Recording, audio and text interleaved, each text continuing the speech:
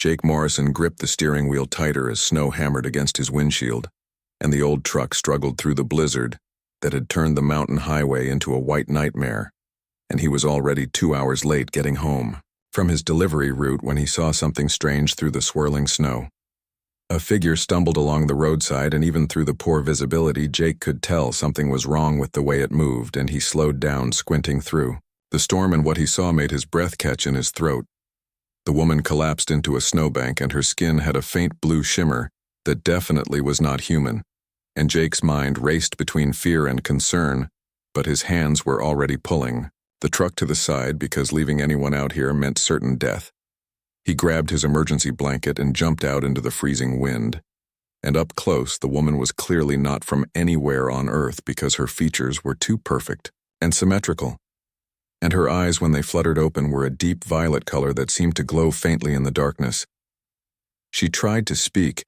but the words were musical and incomprehensible, and Jake wrapped the blanket around her shoulders and half carried her to the truck and got the heater running at full blast while she shivered violently beside him. The woman's strange clothing was torn and burned in places, and there was a wound on her shoulder that leaked something that glowed faintly, silver instead of red blood, and Jake's heart pounded as he realized he was sitting next to an actual alien being. He drove carefully through the storm toward his cabin and kept glancing at her, and she seemed to be studying him with equal intensity, despite her obvious pain and exhaustion. When they reached his small home, Jake helped her inside and settled her on the couch near the fireplace, and she watched him move around, gathering first aid supplies and warm drinks with those unsettling, violet eyes. The woman touched her throat and there was a faint humming sound, and then she spoke in perfect English,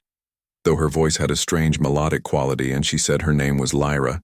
and she was grateful beyond measure for his help. Jake asked the obvious questions about where she came from and what happened, and Lyra explained she was from a world called Varesh Prime, and her scout ship had malfunctioned during a survey mission and crashed in the mountains several miles away. Described her people as explorers and scientists who had been observing Earth for decades and watching humanity develop and debate whether to make contact, and her current mission was supposed to be a simple orbital scan.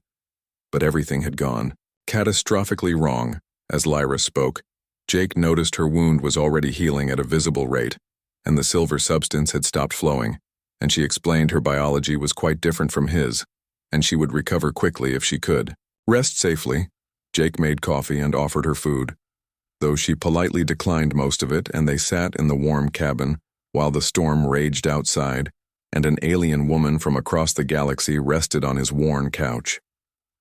Lyra asked why he had stopped to help her when he clearly recognized she was not human, and Jake shrugged and said leaving someone to freeze was not something he could do regardless of where they came from, and this answer seemed to surprise and please her greatly. She explained that most species in the galaxy operated on much more calculated principles, and random acts of compassion toward complete strangers were considered unusual, and this was actually one of the things that made humanity so fascinating to the galactic community. Jake learned that humans were known among the stars as a young species with remarkable emotional capacity and adaptability, and many civilizations watched Earth with great interest to see which path humanity would ultimately choose. Lyra's expression grew serious, and she explained that her crash was not entirely accidental, and she had been pursued by another ship before entering Earth's atmosphere, and dangerous individuals who wanted to prevent her mission from succeeding. The mission, she described, made Jake's head spin because Lyra had been carrying an invitation, and humanity was being considered for contact with the Greater Galactic Council, and her survey was supposed to be the final assessment before first contact protocols began.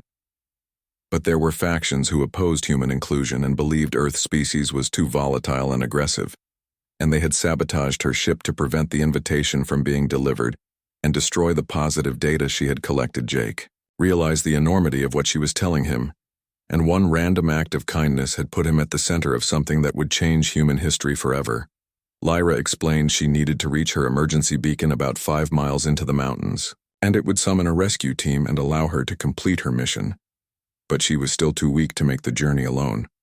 Jake did not hesitate and told her he would help her reach the beacon, and Lyra looked at him with something like wonder in her alien eyes and said this was exactly the kind of behavior her reports had documented, and humanity's capacity for courage and selflessness when it truly mattered.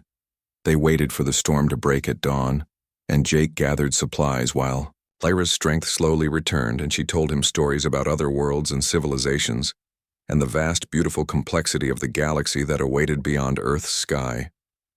When morning came, they set out into the snow, and Jake led the way through the forest, using his knowledge of the mountain trails while Lyra followed, and her enhanced physiology allowing her to keep pace despite her recent injuries. They had been hiking for 2 hours when Lyra suddenly stopped and tilted her head in a way that reminded Jake of a cat hearing something distant, and she said they were being tracked, and the same forces that shot her down had people on the ground searching for her. Jake felt fear spike through him, but he kept moving and asked what these pursuers would do if they found them,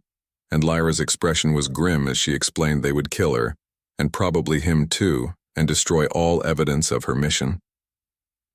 The forest suddenly felt much more threatening, and every shadow could hide danger, and Jake picked up the pace while Lyra kept checking behind them, with senses far sharper than his. They heard voices in the distance and the sound of equipment moving through the snow, and Lyra pulled Jake off the trail into a dense thicket, and they crouched low while armed figures passed nearby, speaking in harsh alien languages through communication devices. Jake's heart hammered, but he stayed silent, and Lyra placed a hand on his shoulder, and the touch somehow steadied him and her. Violet eyes conveyed both apology and determination.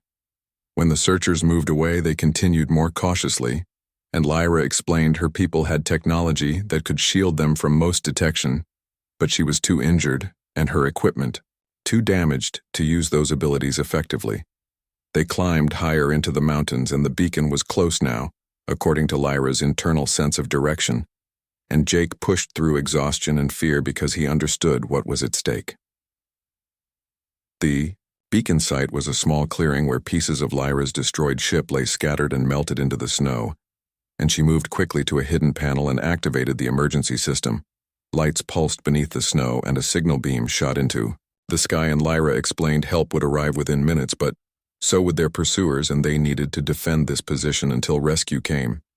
Jake had never been in a fight in his life, and definitely not one involving alien technology and weapons, but he helped Lyra position debris for cover, and she pulled a small device from her suit that hummed with energy. The attackers came faster than expected, and 3 figures in advanced armor emerged from the trees with weapons raised, and they shouted commands in their language and opened fire on the clearing.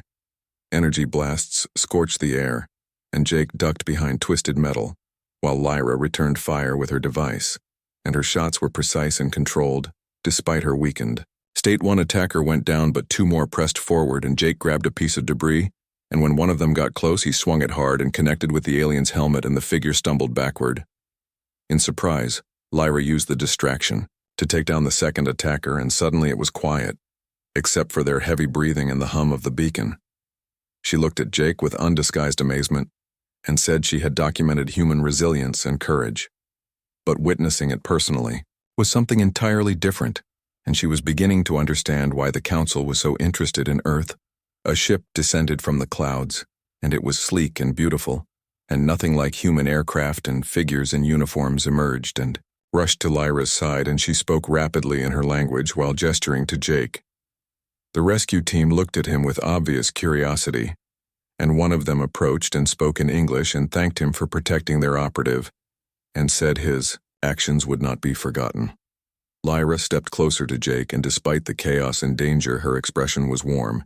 and she said she owed him a debt that transcended normal gratitude, and asked how she could possibly repay someone who had given so much for a complete stranger.